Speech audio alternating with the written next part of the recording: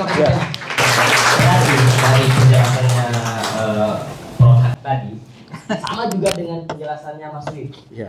Bahwa kalau misalnya pendahuluannya salah maka kesimpulannya juga salah. Kalau proses pembentukannya itu berbobot maka itu enggak boleh dianggap sah atau menggunakan diri sendiri. Betul. Tapi saya penasaran, saya ingin ke Prof Amir. Prof Amir tadi pada saat pengantar di awal, Prof bilang bahwa untuk menentukan bahwa ilmu hukum itu adalah sui generis atau bukan sui generis dilihat dari dua persepsi. Perspektif pertama adalah kalau kita lihat law in book berarti sui generis. Kalau misalnya kita lihat dalam perspektif law in action berarti bukan sui generis. Nah lalu kemudian ilmu hukum ini kadang kerap kali dikritik Prof karena dianggap bahwa tidak memiliki metodologi yang konsisten begitu. Nah lalu bagaimana Prof? Apakah kemudian jika memang ilmu hukum ini sui generis, lalu metodologi apa yang khas yang memang menggambarkan bahwa ilmu hukum itu sui generis dan berbeda dari ilmu yang lainnya. Lalu tapi kemudian kalau misalnya ternyata ilmu hukum ini bukan sui generis, lalu metode apa Prof yang menjadi saat ini yang seharusnya menjadi primadona yang dijadikan metodologi untuk menjawab persoalan-persoalan yang ada? Baik, Silakan, Prof. silakan Prof Amir. Baik, terima kasih. Pak remnya belum. Ya. Karena semangat, audiens semangat. Diinjak rem dari tadi lost terus. Gitu. Siap. Tapi enggak apa-apa. Karena itu adalah karakter namanya ya. Jadi ilmu pun punya karakter. Pak Widodo ya. Ilmu pun punya karakter menjawab pertanyaan Bu Titin. Jadi karakter ilmu hukum itu seperti saya katakan tadi preskriptif, memberikan penilaian. Nilainya benar, salah, tidak ada yang abu-abu. Tapi saya tidak ingin mengatakan apa yang dikatakan oleh Prof Widodo tadi, persoalan abu-abu, putih dan hitam gitu. Jadi gitu. Itu preskriptif, memberikan penilaian. Itu karakteristik ilmu hukum. Kemudian ilmu hukum itu adalah ilmu terapan. Jadi kenapa ilmu terapan? Karena ilmu kita, ilmu hukum ini adalah legal problem solving, menjawab persoalan hukum. Nah, ketika menjawab persoalan hukum, disinilah problemnya. Interdisipliner, seperti katanya Prof Widodo tadi itu, menjadi perlu dipertimbangkan. Anda memang tidak perlu tertutup total. Interdisipliner, saya memberikan keterangan ahli, interdisipliner itu sering saya pakai untuk mempengaruhi majelis, pikiran majelis, bukan putusannya, pikirannya. Ini saya cerita dulu. Satu saat saya memberikan keterangan dalam kasus pembunuhan yang dilakukan oleh seseorang. Lalu saya menggunakan ilmu psikologi interdisipliner untuk mempengaruhi hakim. Saya bilang, kita yang ada di ruangan ini ada dua sikap jika barang kesayangan kita diganggu. Sikap pertama marah, normal, rasional. Ketawa, gila, berarti diperiksa di rumah sakit. Loh iya kan? Barang kesayangan kita diganggu, lalu kalau kita ketawa, berarti itu kita gila. Lalu marah. Apa bedanya kita dengan terdakwa? Kan begitu. Itu cara kita mempengaruhi jalan pikiran. Itu namanya interdisipliner. Kemudian, kebetulan jaksanya perempuan waktu itu. Prof, Pak Hak. Ya. Ini Prof Widodo dan Pak Hak ini murid saya bangga. Siap. Iya, saya bangga. Prof Widodo sudah menjadi guru besar, Pak Hak sebenarnya sudah lama diusul guru besarnya. Tapi terbentur karena saya termasuk tim pemeriksanya. Sebetulnya sudah 2.305. Iya. Tidak pernah diurus. Tidak pernah diurus. beliau juga, saya termasuk tim pemeriksanya waktu itu. Bukan diabaikan ya, bukan tidak peduli.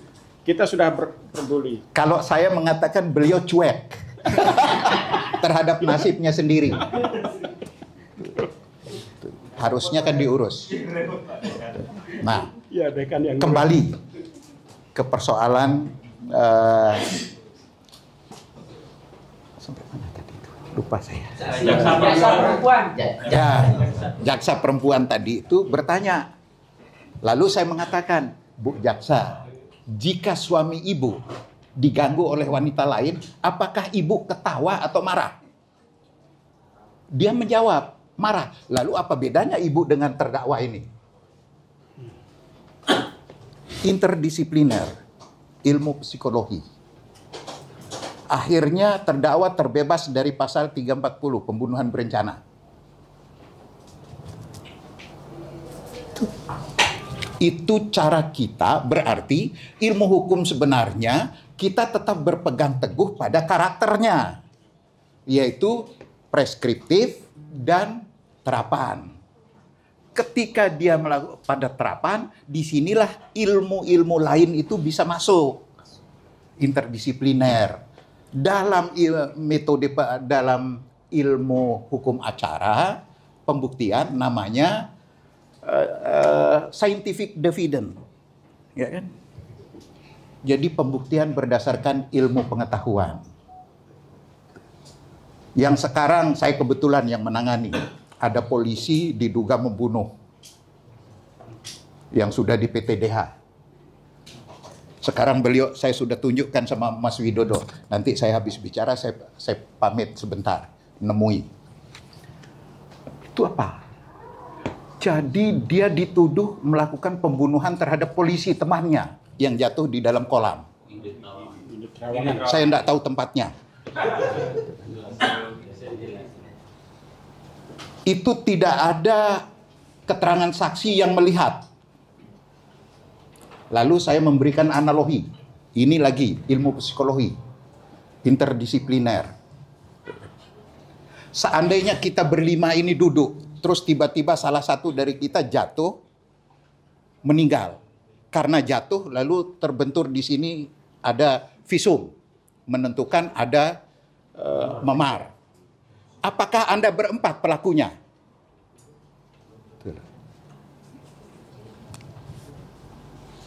Tidak bisa dibuktikan. Disitulah karakteristik ilmu kita, ilmu hukum. Oleh sebab itu saya setuju tadi beliau terakhir mengunci dengan kata interdisipliner. Padahal guru saya termasuk gurunya Pak Dekan, Pak Hajon dengan Pak Peter Mahmud Marzuki. Pak Peter itu orang yang tidak senang dengan saya.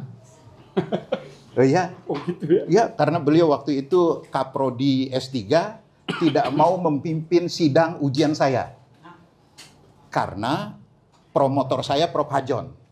Kenapa promotornya bukan pidana katanya. Saya bilang kalau pidana ilmu saya sudah cukup.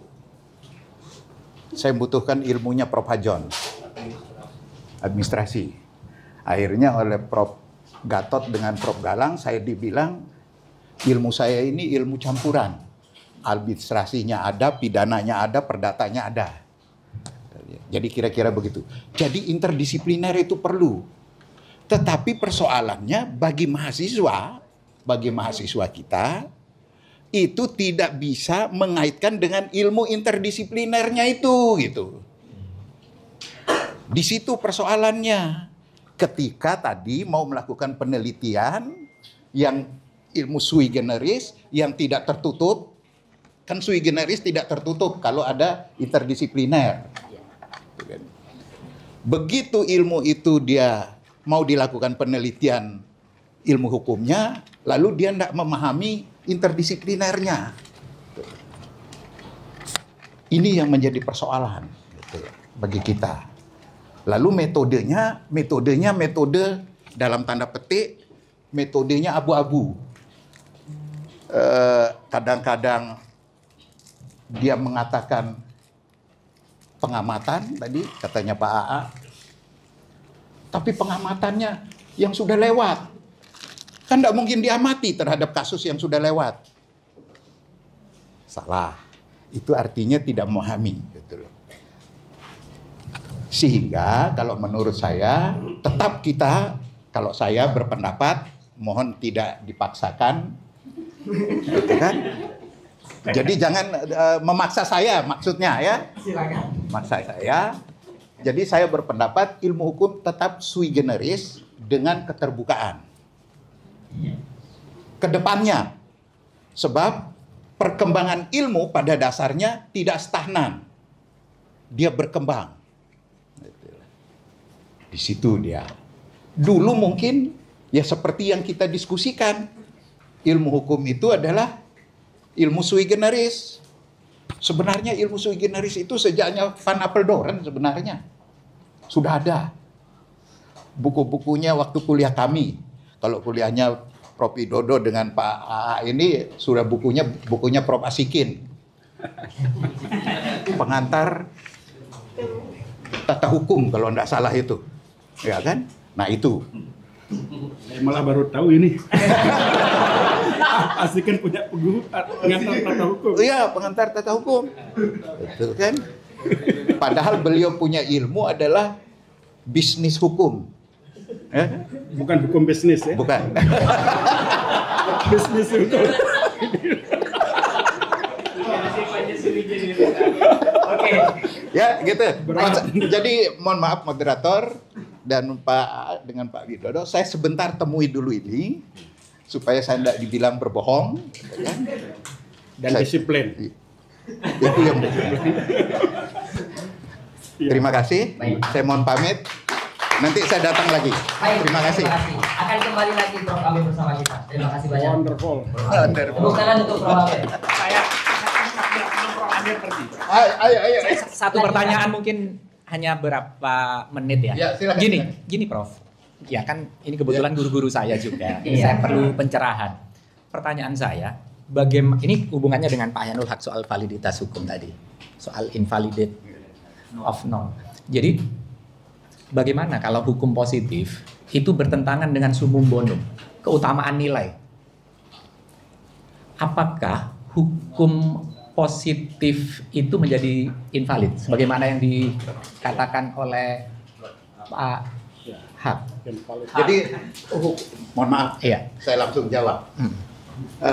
Supaya ini terekam. Hukum positif kalau bertentangan dengan nilai, maka hukum positif itu harus dikoreksi. Karena di atas hukum ada nilai.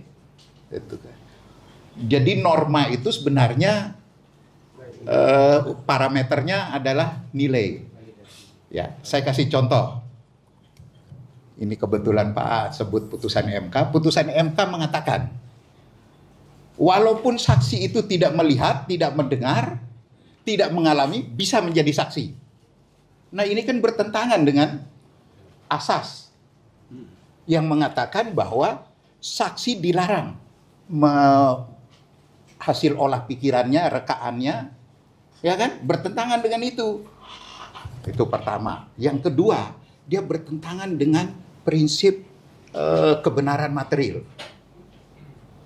Yuk, masa orang yang tidak mendengar, tidak melihat, tidak menjadi saksi, tidak mengalami, tapi karena itu satu-satunya bisa menjadi saksi. Ini putusan yang ngawur ini. Dari sisi filsafat. Tadi beliau yang mendahului. Kalau beliau tadi tidak mendahului mengomentari itu, saya tidak juga mengomentari. Saya cukup mengomentari di dalam berbagai kegiatan saya. Gitu, dia. Prof ya. Jadi saya mohon, saya tinggal dulu ini. Nanti kita lanjut. Sekarang gilirannya Mas Wid ya? Betul. Lanjutkan Mas Wid. Oh iya. Maaf, saya mengambil moderator tadi. mengambil jatah moderator. Sekarang ini langsung lagi. Oke. Jadi pertanyaan itu sebenarnya ada kasus konkret ya, ketika perang Nazi ada seorang suami yang diadukan istrinya karena mengkritik atau menghina Hitler, lalu dilaporkan dan dia kemudian diadili, hukumannya sangat berat, menghina Hitler atau mengkritik Nazi, kalau tidak hukuman mati dikirim ke kamp paksa. Lalu setelah Perang Dunia Kedua, Nazi kalah. Istri yang melaporkan kemudian justru diadili dan dia diputus bersalah dan dipidana. Artinya, ketika dia melaporkan, dia berdasarkan hukum positif yang berlaku ketika masa Nazi. Tetapi justru karena dia melakukan perbuatan berdasarkan hukum positif yang sah yang dibuat penguasa yang berdaulat ketika pada masa Nazi, justru ketika Nazi kalah, dia diadili juga oleh hukum positif. Jadi itu sama seperti Adolf Eichmann. Adolf Eichmann diadili ketika Perang Dunia dan Nazi kalah, dia lari ke Argentina. Baru tahun 1952 dideteksi keberadaannya dan diekstradisi, ditangkap tahun 1960. Ini kawan-kawan yang mengambil hukum internasional pasti paham kasus ini. Nah, ketika diadili, ketika Adolf Eichmann ditanya, mengapa kamu melakukan genosida, pembunuhan atau pembunuhan massal terhadap ras Yahudi ketika itu? Jawabannya, saya menjalankan perintah jabatan. Saya menjalankan perintah hukum yang berlaku. Coba kawan-kawan buka di pasal 51 KUHP sekarang. Di searching di situ. Karena menjalankan perintah jabatan kan tidak bisa dipidana. Itu di pasal 51 KUHP. Artinya dia melakukan kejahatan genosida justru karena menjalankan perintah jabatan yang dibenarkan oleh hukum positif. Itu. Nah, sejak itu orang Eropa runtuh kepercayaannya terhadap mazhab positivisme hukum. Nah, itulah kenapa saya tanya ke Prof. Amir itu tadi. Jadi, kalaupun hukum ini ilmu praktis, ilmu terapan, tidak berarti menjalankan hukum hanya secara teknis saja. Contoh misalnya, saya kadang bertanya kepada mahasiswa, kalau pasal 378 KUHP dan termasuk pasal-pasal yang menggantikan setelah KUHP baru, kita hapus. Itu pasal apa? Penipuan. Penipuan kita hapus, pemerkosaan kita hapus, kita tiadakan, kan begitu. Apakah kemudian di benak kita, di kepala kita, penipuan dan pemerkosaan itu bukan kejahatan karena pasalnya sudah dihapus? Bagaimana menurut kawan-kawan? Itu juga sebenarnya saya ingin tanyakan kepada Prof. Amir. Sayangnya beliau juga sudah tidak ada di sini. Artinya kalau begitu, norma itu tidak hanya pada bentuk formalnya, tidak hanya karena dibuat oleh penguasa yang sah, tetapi karena di dalamnya ada nilai, ada summum bonum. Kan begitu ya? Itu yang disebut mala in se. Jadi diatur atau tidak diatur oleh hukum positif, rasio kita, benak kita mengatakan atau kita merasakan, hati kita merasakan bahwa itu kejahatan walaupun itu tidak diatur oleh hukum positif. Kan begitu ya?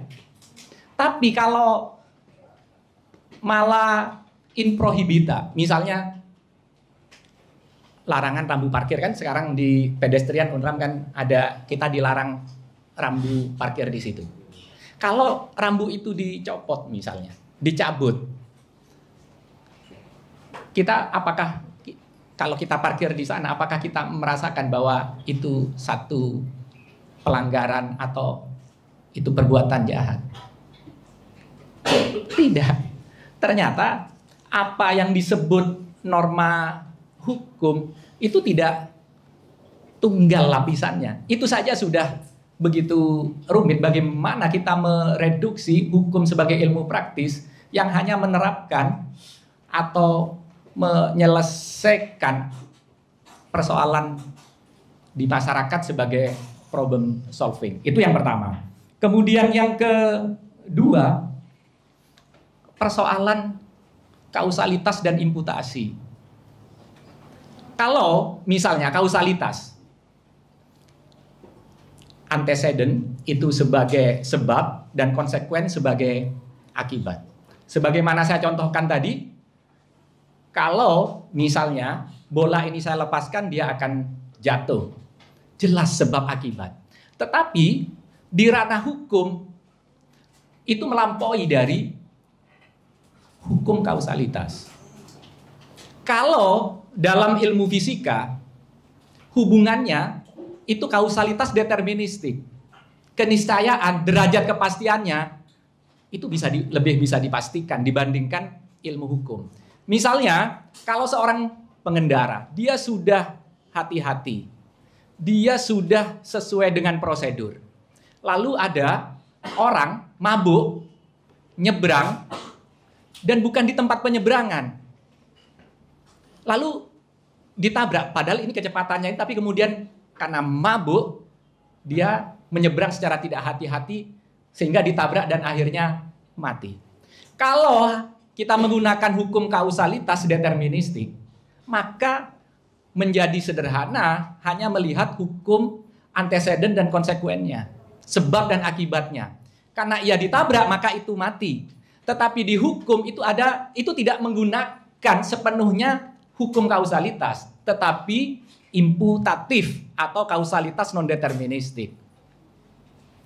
Memang yang menyebabkan kematian itu adalah si pengemudi, tetapi apakah bisa ditautkan tanggung jawab secara normatif bahwa si pengemudi itu telah melanggar pasal 359 karena kelalaiannya.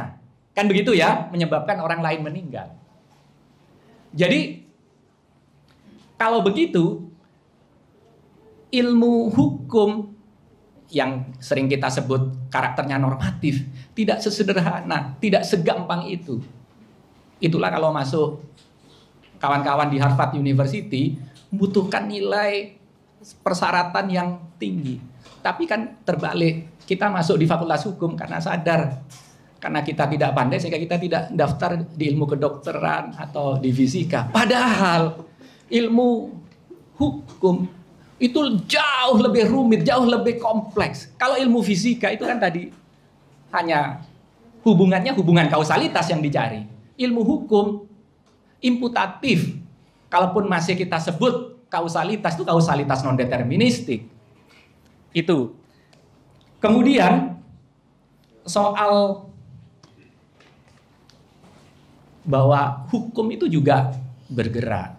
Tetapi saya pikir supaya lebih dialogis ya, saya sebenarnya masih ingin ngomong-ngomong, tapi saya harus punya keterampilan mendengar. Saya harus punya keterampilan mendengar. Ya, saya ingin mendengar juga dari audien ya. Dan saya harapkan karena di sini tidak terjadi perdebatan, kawan-kawan yang harus mendebat kami-kami ini. Ya. Ini sudah, iya seharusnya terjadi perdebatan. Terima kasih Mas Widodo. Pinggang saya sakit.